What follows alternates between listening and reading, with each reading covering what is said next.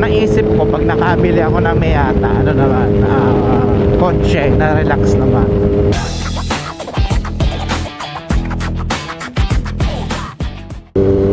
Ang init. Anong oras pa lang? 3:49. Walang nagpa-Gcash masyado ngayong araw.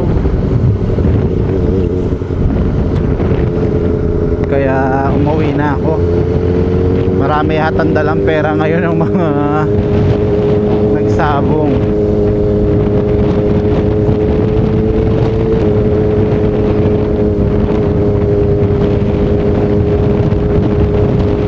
Ang kailangan ko pala ngayon ay makabili na ako ng mga gloves, jacket, saka pants, saka sapatos. Gastos nagmotor para pero mas magastos pala.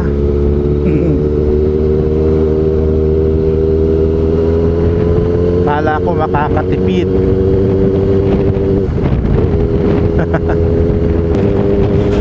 Ang naisip ko pag nakabili ako ng Miata, ano naman, kotse na relax naman.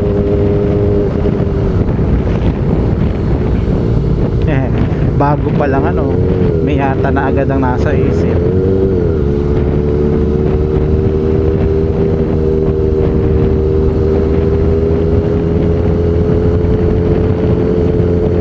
Ayun, nasa piyestahan daw yung mga tao ngayon, kaya wala masyadong namusta.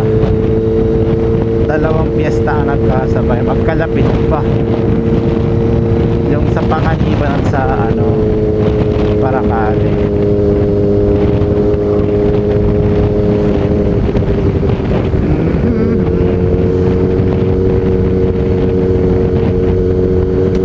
Ang masasabi ko pala, kung gusto nyo talagang bumili ng ZX4R, ay hindi kayo magsisisi. Napakaganda, ang angas ng tunog, yung bilis sakto lang, saktong power ang ibibigay niya. Saka yung pakiramdam na kala mo talaga ang bilis. Alam ko paulit-ulit na ako nababano talaga ako.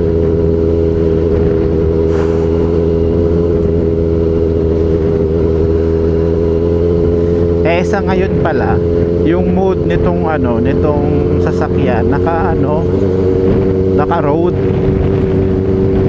hindi siya naka yung may sports kasi sports, tapos nakalimutan ko yung isa, hindi ko ina-explore pa. Pero sa road pa lang okay na, happy na. Pero sa ibang araw itaray ko naman yung mataas yung sa ibang condition dito. Pag na-unlock ko na yung yung kasi ito sa RPM na every 4,000 lang muna, dun dun yung red line nya. Kasi nga wala pang 1 month, kailangan tong pinag-iisipan ko pa nga kung dadalhin ko sa Nagang ganito na si kuya nag-request.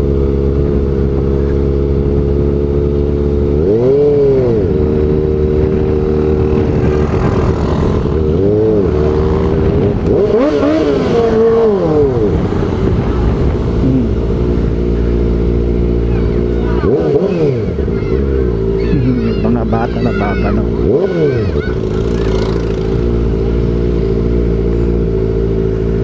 Ganyan din ako dati.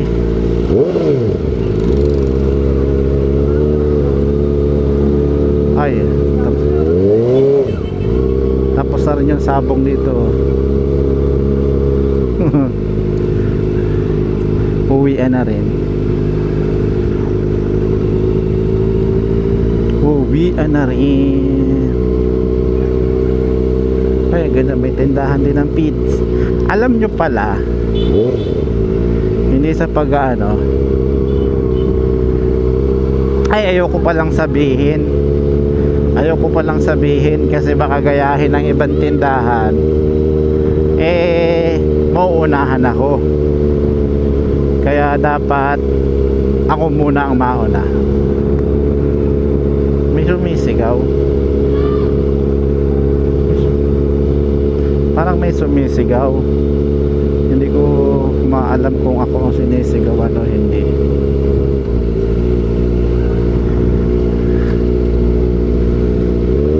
Hindi ko kasi nakikita.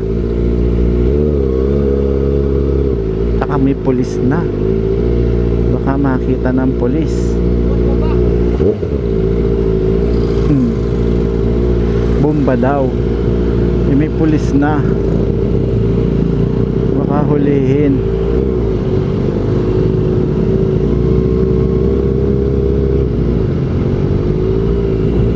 Aray ko, behave tayo. Wala ako masyadong masabi.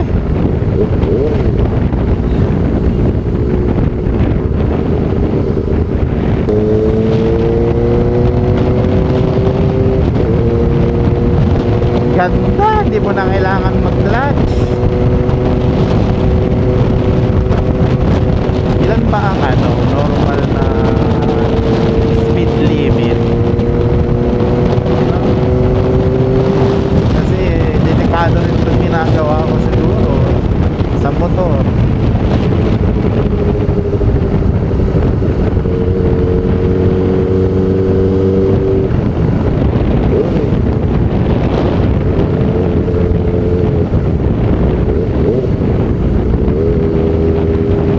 Sakit ang likod ko, parang biglang nangalay dahil sa backpack. Sa Martes nga pala, may bala kaming puntahan. Pupunta kaming Kamsur sa Martes. Tapos may mga itinerary akong prepare papuntang Buhi. Tapos pero baka madagdagan yon, pero hindi ko sure kung kakayanin ba yung oras namin, kasi dapat makauwi rin kami kung aalis kami ng madaling araw, kailangan gabi nandito na rin kami sa Paracale. May mga kung ano-ano lang kaming mission doon na gagawin.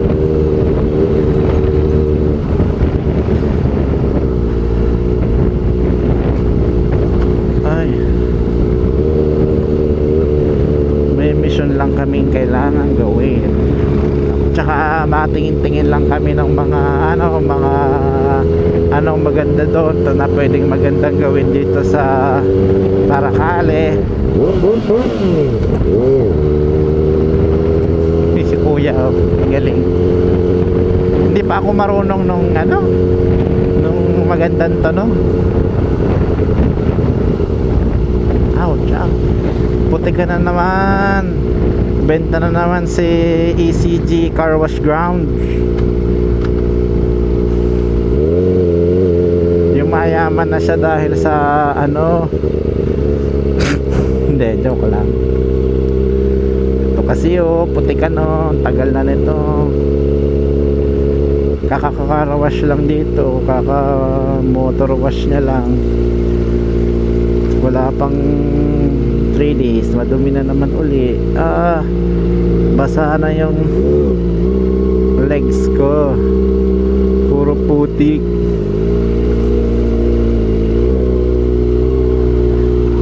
Ouch, ouch.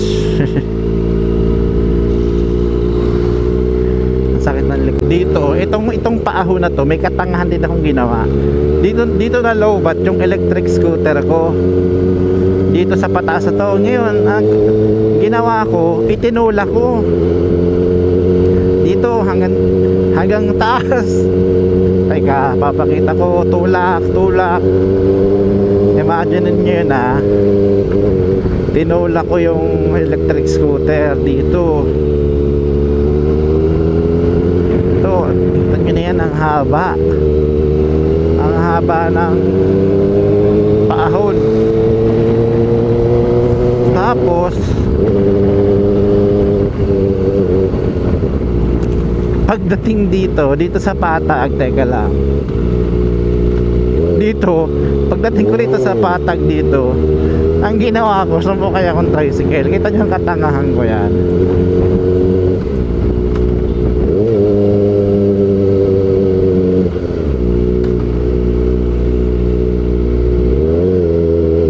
Ay, sorry.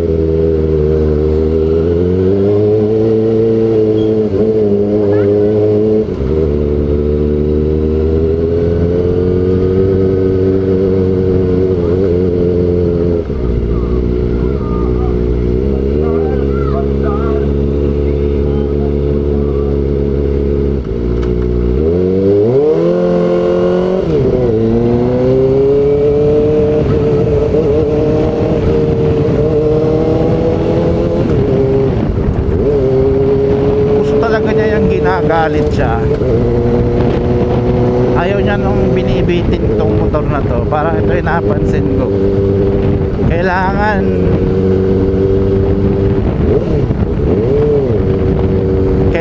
lagi siyang galit, o kaya naman kasi pag binibitin parang may something, may nararamdaman kang something.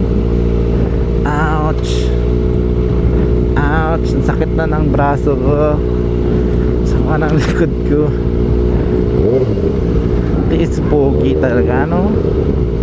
Ouch, sakit, parang nahihihi pa ako, tangina.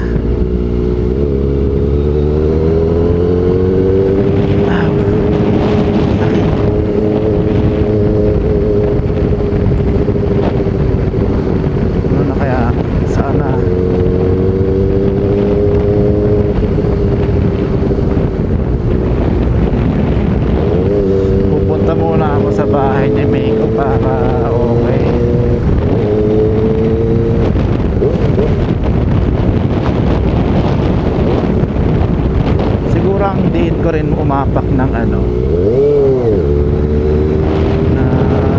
brakes, kaya parang sinasalo ng braso ko lahat ng na bigat at puwersa.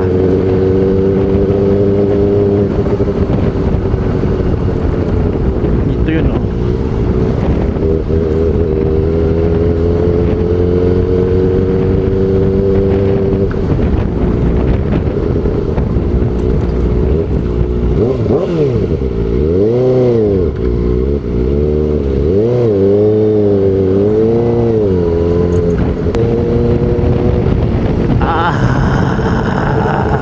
sakit ang likod ko kaya.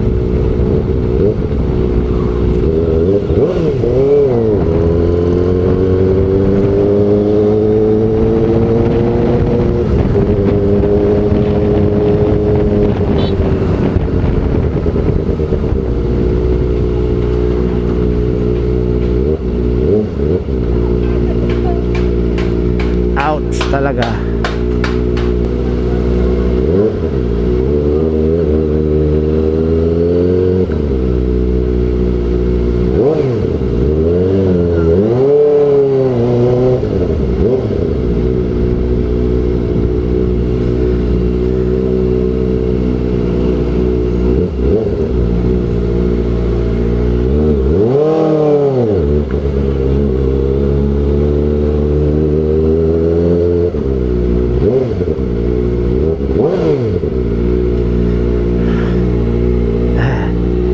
Putay na.